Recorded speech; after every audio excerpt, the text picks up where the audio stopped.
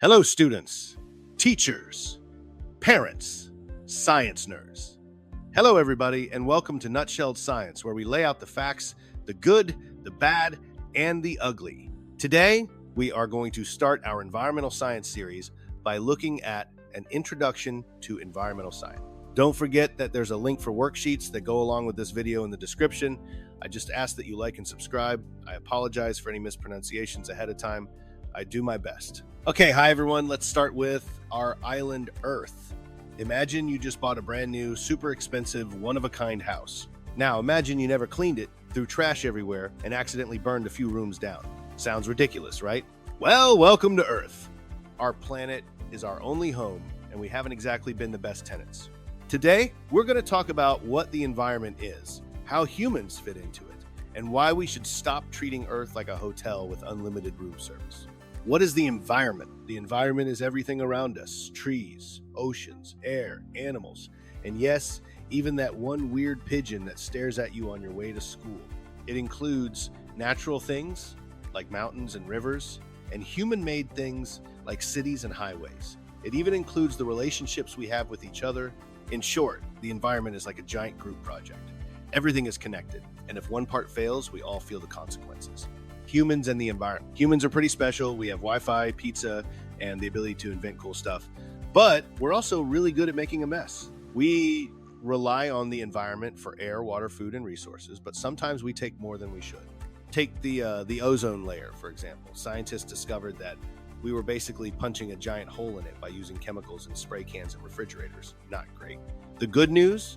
We realized our mistake, changed our ways, and now the ozone layer is actually healing. So yes, humans can fix problems too.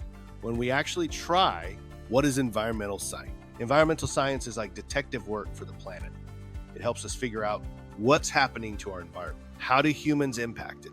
And how do we fix the messes we make? It combines biology, chemistry, physics, and even social sciences. Because let's be honest, solving environmental issues isn't just about science. It's also about convincing people to stop doing dumb things, like dumping garbage into rivers. Why does this matter? Here's the deal. The human population is growing fast, and we're using up natural resources like they're on a Black Friday sale. If we keep this up, we might find ourselves in a world where fresh water, clean air, and healthy ecosystems are in short supply. Basically, we need to stop treating Earth like a rental car and more like a family heirloom, because once it's wrecked, we can't trade it in for a new one. The tragedy of the commons. When everyone takes, everyone loses. Now, let's talk about the tragedy of the commons. Picture this. You and a bunch of friends have access to a free pizza buffet. No rules, take as much as you want. At first, everyone grabs a reasonable amount. But then someone thinks, hey, I could take a whole pizza for myself. Others see this and do the same. Soon, the pizza's gone, and now no one gets any. That's the tragedy of the commons in action. When shared resources like forests, fisheries, or fresh air get overused and eventually destroyed because everyone acts in their own self-interest. The worst part? When the system collapses, everyone suffers. Even the people who didn't take more than their fair share. Real-world examples? Overfishing, deforestation, and climate change cases, where humans took too much without thinking about long-term consequences. And unlike a pizza buffet, we can't just order more Earth. Taking action. So, what can we do? Simple. Turn off lights when you leave a room. The planet will thank you, and so will your parents when they see the electric. Use less plastic, because turtles don't want to wear grocery bags as hats. Support sustainable practices, because no one wants to explain to future generations why we let the planet turn into a giant land. At the end of the day, Earth is our home.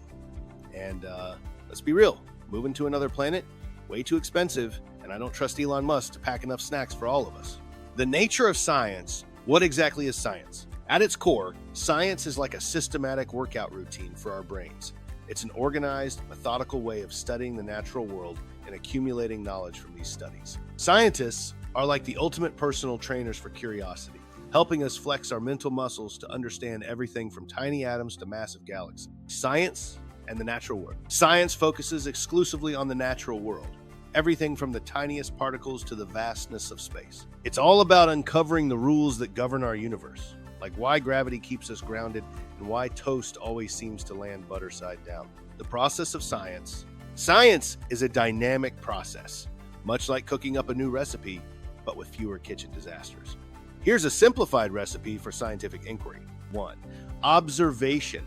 Notice something intriguing like why cats always land on their feet. 2. Hypothesis. Formulate an educated guess. Perhaps cats have built-in parachutes? 3. Prediction. If cats have parachutes, then they should never get hurt when they fall. 4. Experiment. Test the hypothesis. Observe cats in various falling scenarios, safely of course. 5. Data collection. Gather information on feline acrobatics. 6. Analysis.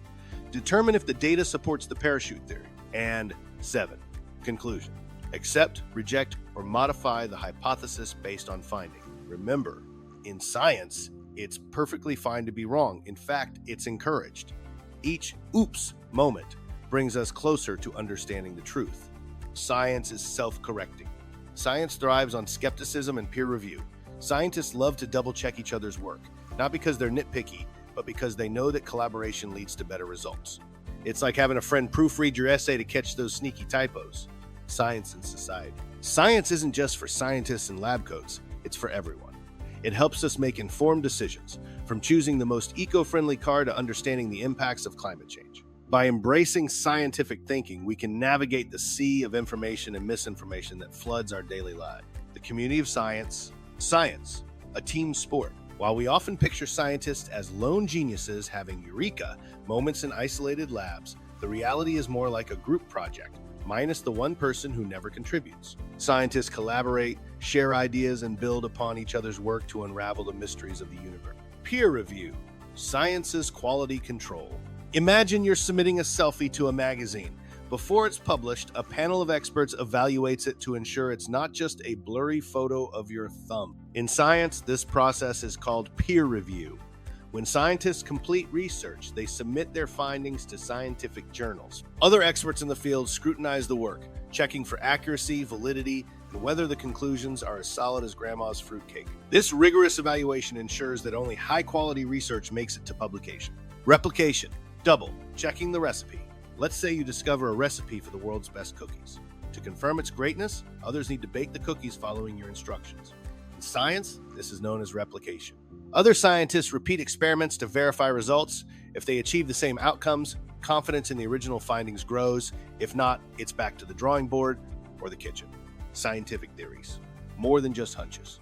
In everyday chatter, a theory might be your guess about why your neighbor's lawn is always greener. In science, however, a theory is a well-substantiated explanation of some aspect of the natural world, backed by a hefty amount of evidence. Think of it as the VIP section of scientific ideas, reserved for those that have stood the test of time and rigorous testing. Ethics in science, navigating the moral compass. Science isn't just about mixing chemicals and crunching numbers, it's also about making ethical choices. Ethics in science involves adhering to moral principles, ensuring honesty, integrity, and respect for all living things. After all, just because we can clone a dinosaur doesn't mean we should. We've all seen how that movie ends. Environmental ethics. Our responsibility to the planet. When it comes to the environment, ethics play a crucial role. Environmental ethics examines our moral obligations toward the natural world. It's about asking questions like, is it right to deforest an area for economic gain? Or should we prioritize endangered species preservation? Essentially, it's the planet's way of reminding us to mind our manners. Recap. The environment is everything around us. Nature, cities, and even that suspiciously bold pigeon that stares you down on your way to school. We humans rely on it for air, water, and pizza ingredients, but we also have a bad habit of taking more than we should. Cue deforestation, pollution, and climate change. Environmental science is like detective work for the planet, helping us understand problems, like the ozone hole we accidentally made, and find solutions, like fixing said ozone hole. A major issue is the tragedy of the commons, where everyone takes from shared resources until, whoops, there's nothing left, much like a pizza buffet gone wrong. Science itself works like a team project, but actually functional, using observation, testing, and peer review to separate fact from fiction. Bottom line, we need to treat Earth like a family heirloom, not a rental car, because moving to Mars, not happening anytime soon. There you have it, folks. That is an introduction to environmental science nutshelled. Thanks for stopping by Nutshelled Science. Don't forget to go nuts on those like and subscribe buttons for me. It creates a good environment for this channel. Thanks for doing that, and I'll see y'all next time on Nutshelled Science.